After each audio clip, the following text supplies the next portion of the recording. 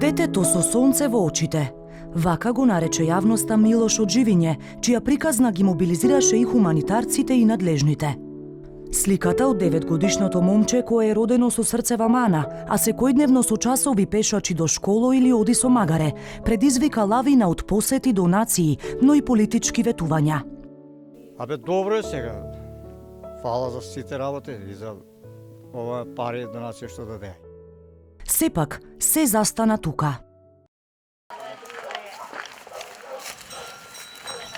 Го посетивме за зимскиот распуст. Во малата просторија во која крпат живот со неговото семејство, не пречекаа како домаќини. Милош ни читаше песни кои од понеделник ќе треба да ги рецитира на училиште, а тогаш почнуваат и неговите предизвици. Речи си една година по сторијата на телевизија 24, државата не најде трајно решение за децата од Живиње, кои немаат школски превоз. Па ова полугодие Милош има ново превозно средство. Значи, кад е не време, лошо, кад врне, кад тако, и таму си седу приклучи. Значи, таму си има исто така фотеля, седи се, кад е овако лошо време врнели.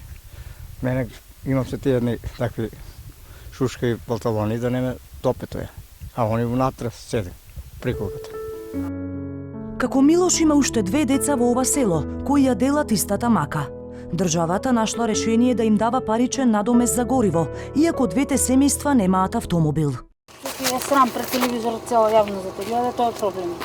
А ја имам исто 2 деца, но што подат пешки. Загарантирано е со устав дека секое дете има право на образование и дека образованието е достапно секому подеднакво. Меѓутоа се чини во пракса ова право го немаат голем број на деца во земјава. Децата од Живиње, за да стигнат до ова училиште, пешачат по 6 километри на ден, но така ќе биде само уште ова полугодие. Веќе од наредната година, сите 3 ќе треба да минуваат двојно повеќе километри, затоа што ќе се префрлат во друго училиште во уште подалечно село. Министерството за образование остана глуво на нашите прашања. Градоначалниците пак, кои ги делат ингеренциите за ова село, имаат различни ставови. Првиот човек на општина Петровец уверува дека работат на трајно решение. Така и договорно со Максим. Јас да ги закрапам тие 2-3 дупки што ги има на потегот од Сушица до Живење, а он, значи, да им обезбеди на децата соодветен превоз. Како ќе го реши тоа? Дали со друго возило некој, дали ќе отвори тендер, што е најисправно да отвори тендер, и дали некој ќе се нафати за 3 деца да иде до Живење и назад, дали ќе има понудувач за таа услуга, тоа ќе остане да видиме.